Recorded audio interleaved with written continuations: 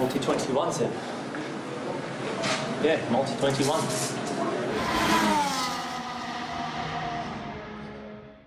Bonjour à toutes, bonjour à tous. C'est l'heure de la preview de la saison F1 2022. Ça y est, on y est. La grande révolution de la F1 est enfin là avec un an de retard. Cette nouvelle réglementation F1. On va en parler aujourd'hui dans 3 vidéos. On va faire une première vidéo sur le fond de la grille de l'an dernier, une deuxième vidéo sur le milieu de grille de l'an dernier, et enfin une vidéo sur les favoris de l'an dernier, puisque pour l'instant on ne peut pas vraiment faire de hiérarchie, donc on va un peu classer comme ça. Et avec moi ce soir, Pierre Meslay. Salut Pierre. Salut Clément, salut à tous. Avec moi aussi Thomas Felizardo. Salut Thomas. Salut à tous. Et avec moi le fondateur de cette émission, le double A, Monsieur Attard Aurélien. Bonsoir. Écoute, bonsoir à tous, c'est un plaisir d'être là. Déjà, je tiens à signaler qu'on a Pierre et Aurélien, donc on a 2 personnes objectives ce soir pour faire les previews de saison, alors que l'an dernier, on avait très exactement 0 ou 1. Non, Aurélien était là l'an dernier, mais on n'a pas l'horrible Louis Matelin, on n'a pas l'horrible Clyde du Belmont, et on n'a pas l'horrible Paul Perardel. Donc, théoriquement, on devra parler de façon objective ce soir, on l'espère, à moins que Thomas et moi parlons de Sauber. Mais bon, ça, c'est une autre histoire. Messieurs, à tout seigneur, tout honneur, Aurélien, on va parler de ce calendrier, vous allez tous en parler pour commencer. Aurélien, qu'est-ce que tu penses de ce calendrier 2022 ? Qu'est-ce que tu aurais ajouté ? Qu'est-ce que tu aurais enlevé ? Ce calendrier qui comporte 22 courses depuis l'annulation du Grand Prix de Russie. Eh bien écoute, je vais peut-être créer la polémique, mais je pense que c'est trop en fait. Même si à l'annulation de la Russie, c'est chargé. Alors ça fait toujours plaisir de regarder des Grands Prix de F1, je ne dis pas ça. Je ne crache pas dans la soupe, bien sûr, mais à un moment donné, ce qui rend la F1 si passionnant, on va dire, c'est un petit peu ce concept de rareté comparé au football, par exemple, qui est un sport très populaire. C'est que des courses de F1, normalement, on n'est pas censé en avoir toutes les semaines. Et là, on voit des double headers, on voit des triple headers, ça n'en finit pas. Et personnellement, je commence un petit peu à saturer. En plus, toi, tu es plus équipe nombre de courses impaires pour pouvoir donner un champion, je crois.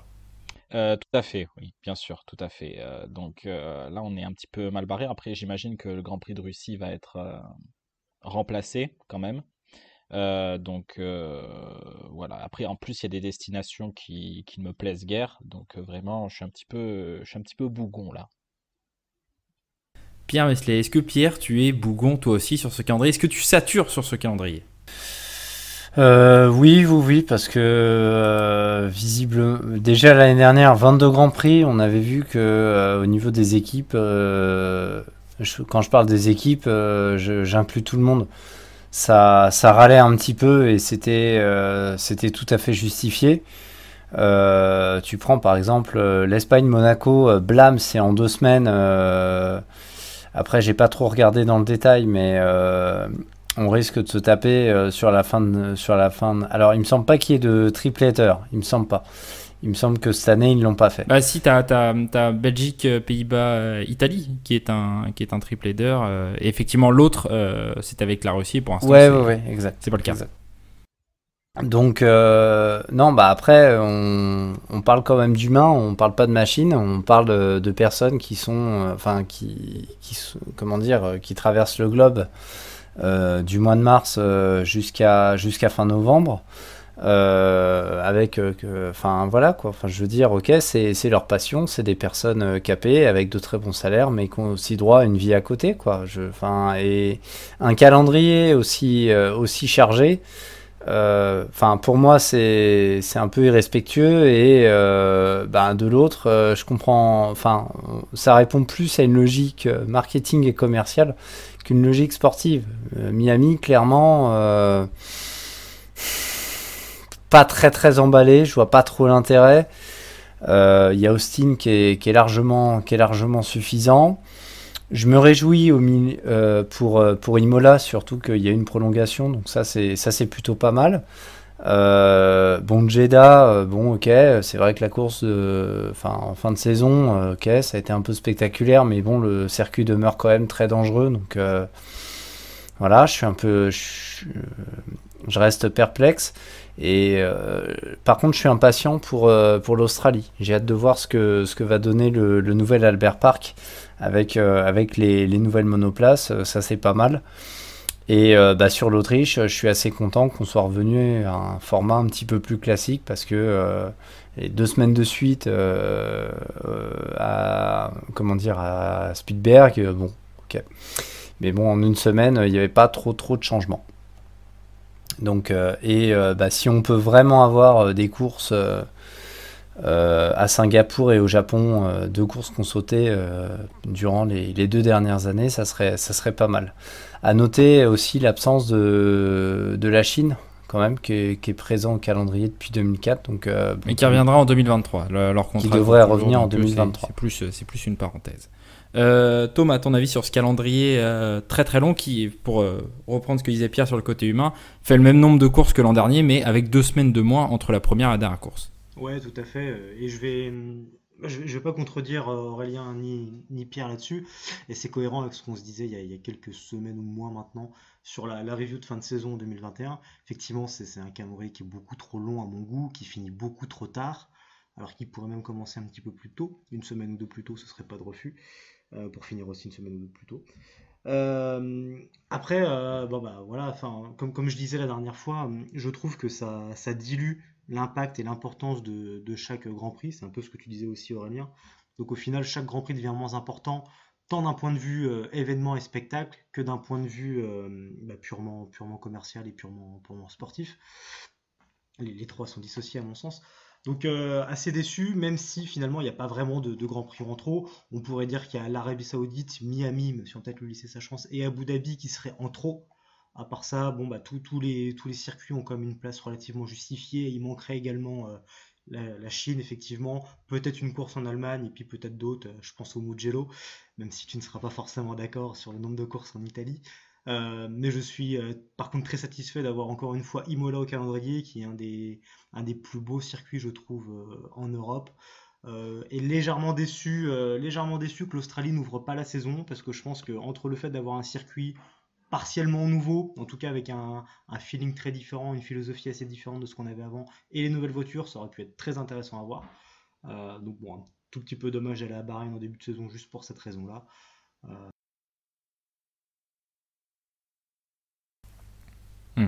Je suis d'accord, Melbourne devrait ouvrir et oui, je le maintiens. Un seul Grand Prix par pays. Imola a beau être Imola, cet enchaînement avec une course en Italie qui n'a pas lieu d'être, comme Grand Prix d'Émilie-Romagne, et une course aux États-Unis qui n'a pas lieu d'être, comme Grand Prix de Miami. Quand je vois que l'Allemagne, la Malaisie n'ont pas de Grand Prix cette année et j'en passe d'autres, ça me fait un peu mal. Je suis complètement d'accord avec vous, il y a trop de courses. Et je plaide pour l'alternance depuis des années, ça nous permettrait de voir d'autres circuits. Voilà. Et je suis d'accord avec Pierre, je suis très content du retour de Marina Bay et Suzuka, ça nous fait très plaisir. On retrouve des destinations traditionnelles de la F1. À noter que la Malaisie pourrait remplacer la Russie, c'est une des rumeurs assez fortes qui courent en ce moment.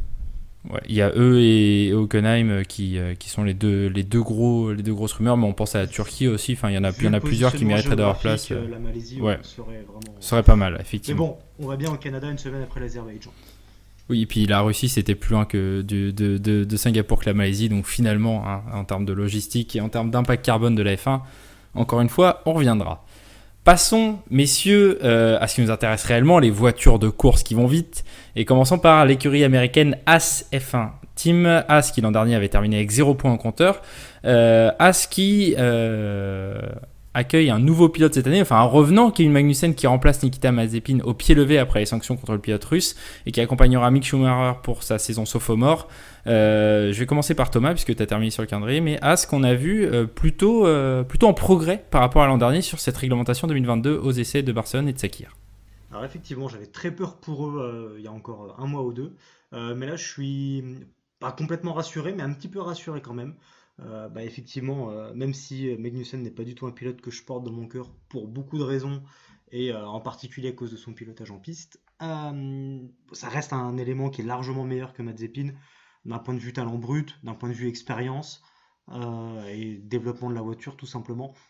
Surtout que la voiture semble relativement bien née. Alors pour l'instant, c'est difficile de voir une hiérarchie. Et peut-être que eux roulent 50 kg en dessous du poids et que personne ne le sait. Bon, ça, aujourd'hui, on peut pas le savoir. On verra à partir de samedi soir déjà et puis surtout de dimanche. mais ça semble encourageant sur les tests de début de saison. Je pense qu'on a une paire qui est quand même solide et on va pouvoir vraiment jauger Schumacher. Je pense que c'est ce qui a pêché l'année dernière et c'est ce qui fait, je pense, qu'il n'a pas encore tout à fait un prénom dans le sport. Donc j'ai vraiment hâte pour eux. J'ai envie d'être confiant. J'ai mis quand même une réserve sur la relation entre Magnussen et Steiner que j'attends de voir, puisque ça n'a pas toujours été très rose dans le passé.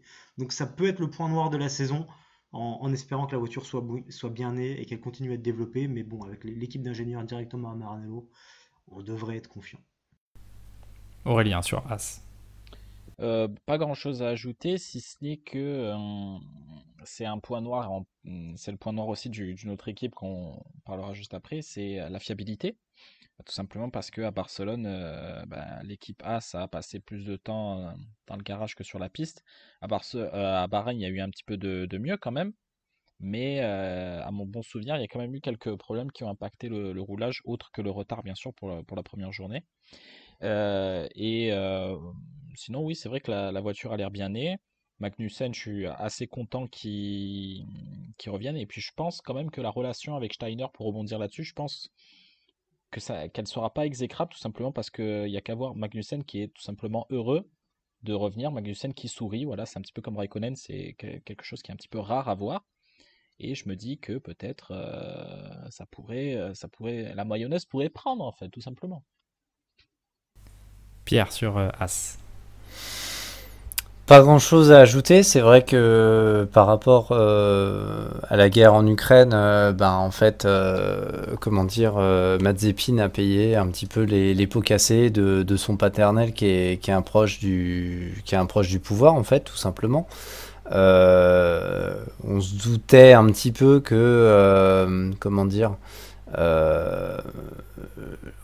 la rupture brutale du sponsor Uralkali, ça annonçait pas de très très bonnes choses, plus les décisions de la FIA, ça commençait à pas sentir très bon.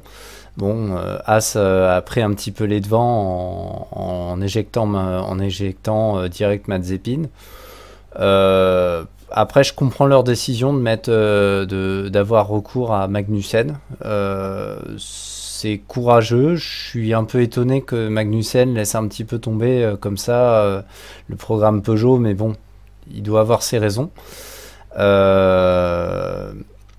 C'était pas mal de le voir revenir. Il a de gros atouts. C'est quand même un pilote expérimenté. Il connaît l'équipe.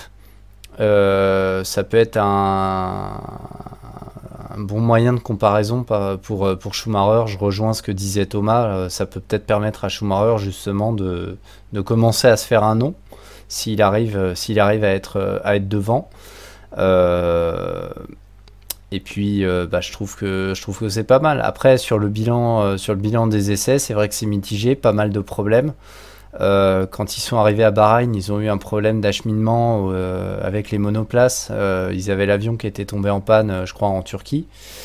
Donc ils ont paumé une demi-journée d'essai. Et par contre, la bonne nouvelle, entre guillemets, c'est le meilleur temps de Magnussen à l'issue de cette journée. Bon, on sait que tout le monde bluffe, mais bon, ça permettait de redonner du beau moqueur aux troupes, je dirais. Donc à voir, je sais pas trop, c'est un peu compliqué de savoir où est-ce qu'ils sont. Pas mal de problèmes techniques, donc à voir si ça entache leur saison ou pas, ou s'ils ont une base sereine sur laquelle ils peuvent s'appuyer. Je trouve que As a un concept assez proche du concept de base de la F1, et au départ on s'en était pas moqué, mais on avait dit que c'était un petit peu simple comme idée, et finalement c'est pas ceux qui souffrent le plus de problèmes de post-pouring, c'est pas ceux qui souffrent le plus de certains soucis sur la voiture. Donc est-ce que ce concept simple est un bon concept sur la durée, ou est-ce que c'est un bon concept dans l'immédiat parce que ça permet d'éviter les erreurs de jeunesse qu'auront d'autres écuries sur les premières courses? Je sais pas. J'attends de voir ça. Après sur le duo Schumacher-Magnussen, je souscris totalement à ce que tu as dit, Thomas, sur Schumacher. Ça lui fait enfin un point de comparaison, et on sait à quel point chez Mick Schumacher c'est la deuxième année qui compte dans une voiture. Pour Kevin Magnussen, déjà entre entre la monoplace et l'endurance, on sait qu'il aimait les deux, donc c'était pas ça le problème, mais le projet Peugeot est repoussé d'une course à chaque fois. Là maintenant on parle d'une arrivée pour la 4e course de la saison à Monza, voire peut-être plus tard. Donc entre ne pas courir de l'année dans un programme avec un gros point d'interrogation et faire une saison complète de Formule 1, je pense que personne n'hésite très très longtemps. Et puis moi j'adore cette idée de revoir Magnussen parce que c'est un des 20 pilotes ou 25 pilotes les plus rapides au monde, ce que n'est pas Nikita Mazepin, et de très loin. Et quand on sait que Gene Haas a dit que le sponsor principal de toute façon c'était Haas, CNC, Uralkali était un apport supplémentaire, mais dans une saison à budget capé, est-ce que tu as besoin de cet apport supplémentaire? Peut-être moins. Tu as en plus la proximité avec Ferrari, vous en parliez, et les ingénieurs qui seront à la machine à café, comme disent nos amis de chez McLaren. Et du coup, tu as beaucoup d'avantages à finalement opter pour un pilote comme Magnussen et dumper un pilote comme Mazepin qui apportait plus d'argent que de performance. Après, je sais pas à quel point ce concept est bon de la voiture, mais je suis intrigué par le fait que le concept le plus simple soit un de ceux qui souffrent le moins au départ de problèmes liés à la nouvelle réglementation. On verra. L'écurie suivante, messieurs, c'est Alfa Romeo. Alfa Romeo qui avait terminé avant-dernier de cette saison 2021. Alfa Romeo qui a complètement changé son line-up avec Guan Yu Zhou et Valtteri Bottas. Et je vais laisser Aurélien commencer là-dessus. Oui, alors Alfa Romeo, pour moi, c'est la plus grande déception de ces essais. Tout simplement parce qu'ils n'avaient pas développé des masses, si ce n'est, je crois pas qu'ils aient développé du tout en fait en 2021 pour se concentrer sur 2022, un petit peu comme As a fait. C'est l'écurie qui a le plus souffert hein, à Barcelone au garage, avec des fuites, avec du marsouinage, avec tout le tout team. À Bahreïn, on les a pas beaucoup vus. Bottas qui provoque 2 drapeaux rouges, je crois d'ailleurs, pendant ces 3 journées. Et puis au niveau des temps, bah, pareil, vraiment portée disparue. Alors peut-être que c'était pas leur but en fait hein, d'aller chercher les meilleurs temps, mais j'imagine que leur but c'était d'accumuler les kilomètres, ce qui n'a pas été fait. Et puis Bottas, après reste à voir hein, si il aura les épaules pour assumer ce nouveau rôle, hein, un rôle qu'il n'a jamais eu, celui de leader d'équipe. Et quand une équipe commence très mal la saison comme ça, bah, faut avoir les reins solides, quoi. Et après, pour Zou, pas grand-chose à dire. Euh, ouais, tout simplement pas grand-chose à dire. Moi, en Formule 2, je suis un petit peu resté sur ma faim. Il a très bien commencé avec sa première saison et après, il a été un petit peu transparent, je trouve, même s'il a toujours fini aux avant-postes. Donc, euh, donc voilà, Alfa Romeo, pour moi, c'est peut-être l'équipe qui sera à la dernière place du championnat après la première course. Thomas sur le sujet, et je vais ouvrir avec une question, c'est à quel point le fait qu'eux étaient au poids contrairement aux autres et qu'on doit leur ajouter 3 kilos peut leur coûter sur certains concepts. Si ça peut leur coûter, je sais pas. Par contre, je trouve que c'est vraiment injuste. C'est pas du tout fair play. Il y avait un règlement à C'est 795. eux qui l'ont autorisé, hein. Frédéric Vasseur a Non, je suis autorisé, d'accord. oui, bien sûr, Non, non, mais je non, suis non, je d'accord suis avec toi, d'accord. je suis Euh, absolument d'accord avec toi que eux ils avaient fait le taf. Après, on peut aussi se poser la question de l'indépendance complète d'Alfa Romeo par rapport à Ferrari. Bon, maintenant, il n'y a plus que le moteur qui est fourni sur les pilotes, ils sont autonomes. Mais vu les liens qu'il y a eu entre Sauber et Ferrari, je pense que la question peut être posée. Bon, ouais, je trouve ça vraiment dommage. Il y avait un règlement, eux ils s'y sont tenus, les autres ils sont pas tenus. Je pense que ça pouvait être l'occasion pour eux de briller un petit peu plus. Bon, après, ces 3 kilos, c'est pas non plus la fin du monde. Bon, c'est vraiment pour le principe, je trouve ça dommage. Après, pour rejoindre ce que disait Aurélien, euh, la voiture est un peu inquiétante, effectivement, pas très fiable. Elle n'avait pas l'air particulièrement rapide. Pas forcément énormément d'évolution non plus, même sur les tests de début de saison. Je suis pas spécialement confiant pour eux. C'est pas un line-up qui me fait rêver, hein. Si je dis pas de bêtises, Joe en Formule 2, il finit quelque chose comme 6ème et 7ème ou 7ème et 6ème sur ses 2 premières saisons chez University, alors que son équipier fait à chaque fois 2ème au championnat, si je dis pas de bêtises. Donc bon, il y a clairement un écart. Là, il était premier de son équipe l'année dernière. Bon, faut voir aussi le contexte de l'équipe. c'est pas un pilote qui m'enchante plus que ça. Pourtant, j'étais clairement emballé après la première saison. Je le trouvais très prometteur. Mais le soufflet est vite retombé. Et Bottas, bon, voilà. Pas une grande estime pour Bottas. Après, que ce soit son passage Williams ou son passage Mercedes, il m'a jamais vraiment tapé dans l'œil. Donc, pas confiant pour eux. Et je les vois bien en lanterne rouge sur toute la saison, sauf rare exception. Pierre, sur ce duo Alpha et sur cette voiture. Sur le duo, je rejoins un petit peu ce qu'ont dit mes comparses, notamment Thomas. Bon, Bottas, ok. Après, il peut s'avérer bon parce que Alpha, c'est quand même une plus petite structure. Il a un contrat à plus long terme, ça va peut-être lui changer des CDD d'1 an.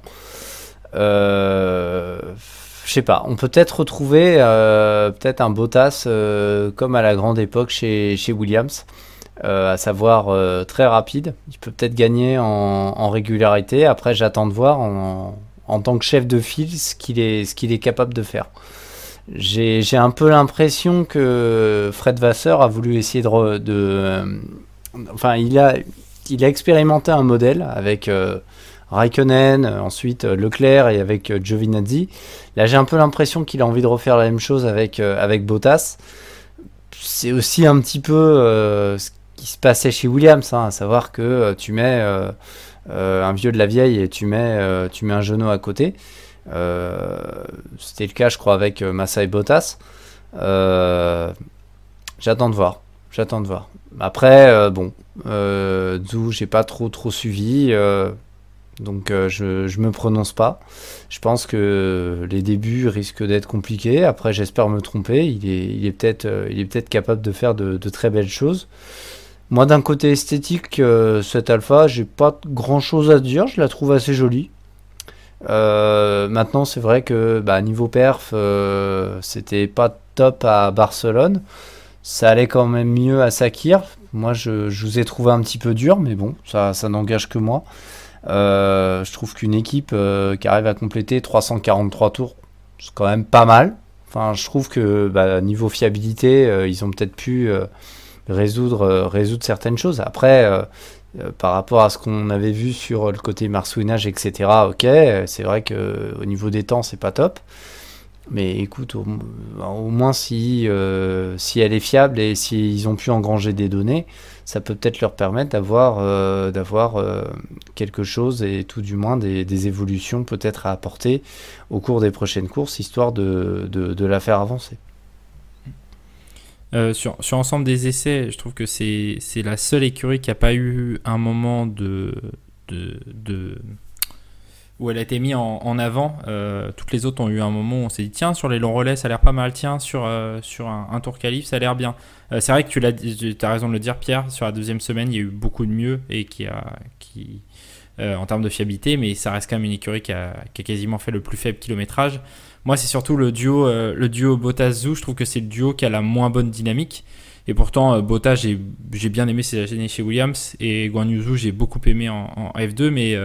Mais Guan Yu Zhou m'avait paru un peu tétanisé sur la fin de saison de F2 une fois qu'il avait su qu'il avait le volant. Avant, il se battait pour le titre. Et il a dégringolé à la 3e place et vraiment dégringolé sur les dernières courses. Bottas, faut qu'il se remette en avant. Tu l'as dit, Pierre, il va enfin avoir un contrat pluriannuel qui va. Lui disait que c'était un blocage. On va voir. C'est très clairement, on va voir si c'était réellement un blocage ou non. Ouais, moi c'est le duo de toute la grille qui me fait le plus peur en termes de dynamique en début de saison. Et étant donné que c'est pas la voiture qui a l'air le plus aboutie, l'un dans l'autre, effectivement, il y a de grandes chances que à la fin des 2-3 premières courses, ça soit peut-être la seule écurie qui n'est pas engrangée de points à l'issue du Grand Prix d'Australie. Après, je suis d'accord avec Thomas. Moi, ils étaient au poids. Je vois pas pourquoi on leur fait rajouter 3 kilos. Les autres ont qu'à mieux bosser. Voilà. Si on veut un règlement F1 compétitif, il ne faut pas commencer à rajouter des choses, des compensations en milieu de saison ou en début de saison. Justement, ces règles de soufflerie année après année seront là pour ça. Donc, c'était pas maintenant qu'il fallait commencer.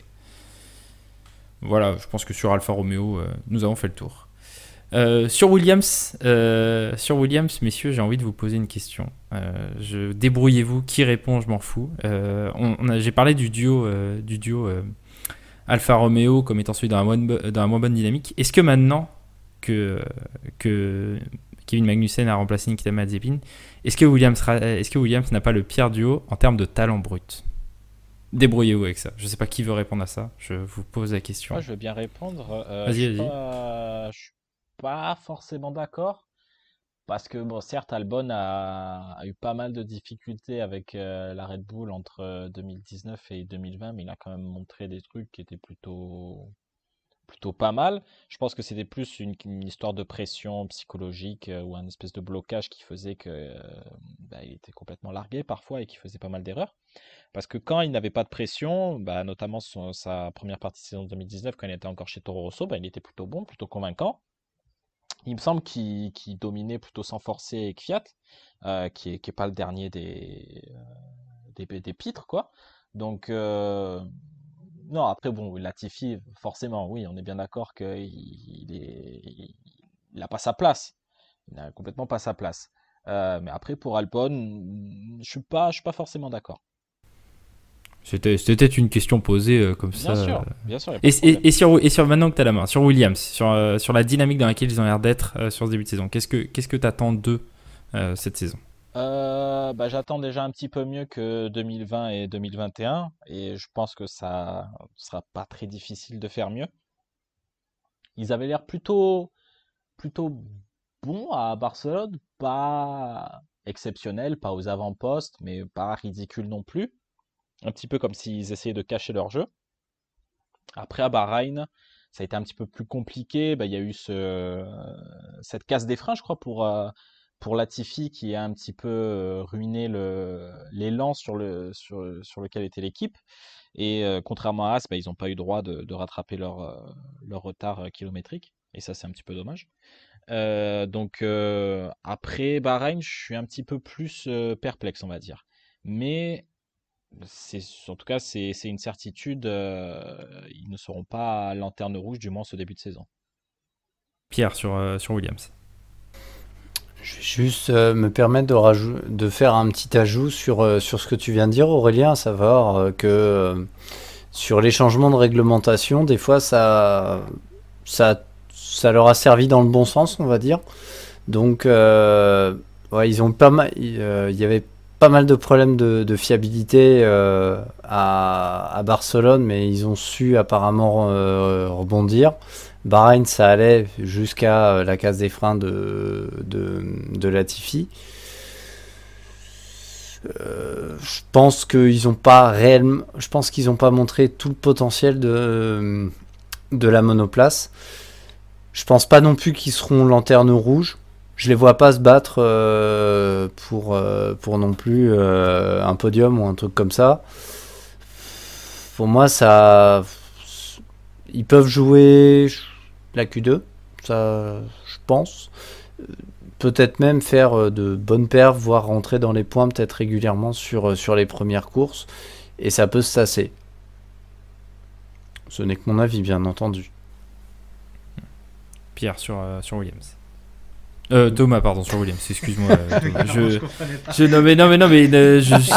ma faute. J'ai lu le prénom de Pierre Gasly en même temps. C'est n'importe quoi ce que je fais. Vraiment, je suis déconcentré. Si tu me compares à Pierre Gasly, je le prends vraiment comme un compliment. Et je te remercie, mais c'est bien trop d'honneur. Je vous trouve un petit peu dur avec Williams. J'ai l'impression que... Alors effectivement, il y a eu ce problème, mais c'est le seul gros problème de fiabilité qu'ils ont eu, et même le gros problème tout court, donc avec le problème de frein, effectivement, sur la deuxième partie des essais. Je suis pas d'accord avec toi, Aurélien, il n'y a pas de raison qu'ils rattrapent ce temps perdu, puisque c'est un problème sur leur monoplace.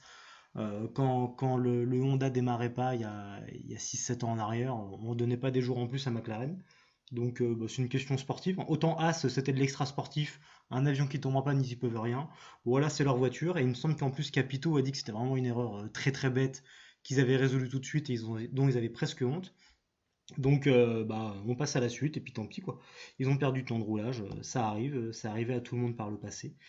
Par contre, ouais, Pierre, tu disais que Williams savait être fort lors des changements de réglementation. Je sais pas si tu penses en particulier à 2014. Si c'est le cas, je nuancerais parce que 2014, il y avait l'avantage moteur du Mercedes et on voit qu'à fur et à mesure que le Mercedes avait moins d'avance sur les autres, Williams reculait dans la hiérarchie. Oui, non, Néanmoins, mais ça bien sûr. Mais ils ont su tirer leur épingle du jeu. Ils sortaient de, je crois, 2 ans avec oui, bien Renault où sûr, ça oui, n'avait pas bien été sûr. flagrant. Changement de réglementation, changement de motoriste. Le châssis était pas ouf. Et puis Euh, ils étaient devant McLaren qui avait un moteur Ah, bien sûr, Mercedes aussi. Donc leur concept n'était bien pas sûr. si mal aérodynamiquement. Bien sûr, mais ce que je veux dire, c'est que ça arrivait une fois. Si on oui, prend 2009, ils avaient le double diffuseur, mais au final, ils sont très vite, ils n'ont pas fait grand-chose, ils sont vite retombés dans la hiérarchie. Hmm. C'est juste ça que je voulais souligner. Par contre, là, sur ces essais-là, je les ai trouvés relativement encourageants. Je pense qu'ils ont la voiture pour aller jouer régulièrement les points. En tout cas, le fond de top 10, hein, on va pas s'emballer, mais 8-10e place, je pense que pour le faire régulièrement, ils ont la voiture pour. Après, la question, c'est est-ce qu'ils ont les pilotes pour? Ça, j'en suis pas persuadé. Pour moi, Latifi est le moins rapide des deux, mais potentiellement le plus constant. Et Ball Prediction, une deuxième après Darren Binder, rookie de l'année au MotoGP. Je pense que Latifi finira devant Alex Albon. Parce que je pense que Alex Albon est plus rapide, mais beaucoup plus irrégulier. Et quand tout va bien pour lui, il peut être très très bon. Mais on a vu en particulier chez Red Bull, des fois ça a été très très compliqué pour lui. Donc après un an sans avoir couru en monoplace, je me fais un petit peu de soucis pour lui et je pense que c'est Latifi qui va porter l'équipe toute l'année et Albon va essayer de suivre et sera peut-être devant sur la fin d'année, mais sur la majorité de l'année, je pense que Albon va peut-être un peu accuser le coup et j'espère que ce sera pas un coup d'arrêt à sa carrière. Ah, t'es un gambleur, toi, c'est pas possible. Prendre des paris comme ça, je ne souscris pas à ça, bien évidemment. C'est tes propos et uniquement tes propos. Ouais, je souscris au fait que pour moi, ouais, Williams jouera les Q2 aussi régulièrement. Je les vois devant certains types dont on parlera dans d'autres vidéos. Et je trouve que c'est un duo. Alors, moi, je le dis très clairement en termes de talent brut, je trouve que c'est le moins fort de la grille. Par contre, c'est un duo qui est dans une dynamique plutôt cool, avec un Alex Albon qui revient revanchard, qui va peut-être mettre un peu de temps à se mettre dedans, mais qui reste un pilote avec un talent, et un Nicolas Latifi qui est peut-être le pilote le moins rapide de la grille en vitesse pure, mais qui arrive en tant que leader, 3e saison, et qui va mener la barque dans ses premières courses. Il a bien appris de George Russell sur comment embrasser un peu cet esprit Williams. Et moi, je serais très content de les revoir en milieu de grille cette année parce qu'ils le mériteraient après les saisons 2019, 2020, 2021. Même si 2021, il y avait du mieux, mais 2019, 2020, horrible. Enfin, ça leur ferait du bien. Si je peux me permettre Mais d'ajouter vas-y. quelque chose, je viens d'y penser en fait, c'est que il y a peut-être potentiellement un excellent coup qu'a joué Williams dans le design de leur ponton, ce qui ressemble quand même peut-être à une version un petit peu moins extrême que la nouvelle Mercedes, donc avec des pontons vraiment très très resserrés pour pas dire complètement absents. Et donc voilà, bon après c'est un petit peu trop tôt pour le dire, mais c'est Oui, faut-il que ce potentiellement, concept marche tout le oui, temps? voilà. Et Mercedes a l'air d'avoir deux concepts vraiment très établis. Quand Williams, enfin, si ce concept-là marche pas, Mercedes peut switcher. Williams, Ce que je veux dire, c'est que c'est potentiellement le double absolument. diffuseur de 2022, quoi. C'est potentiellement les voitures les plus moches de l'histoire. Oui, On en ça, reparlera c'est une dans une autre certitude. vidéo, mais c'est vraiment. Bref. Messieurs, nous avons fait le fond de grille, nous avons fait le calendrier. Arrêtons-nous là pour cette vidéo. On remercie tout le monde de nous avoir suivis. N'hésitez pas à vous abonner, n'hésitez pas à laisser un commentaire, n'hésitez pas à nous dire quel est le moins bon line-up des trois. Parce que très clairement, sur les voitures, on ne peut pas encore jouer là-dessus. Il y a eu beaucoup de bluffs faits à Bahreïn et en Espagne. Et on se dit à très vite pour une prochaine vidéo de Mutant 21. Salut! Salut! Salut!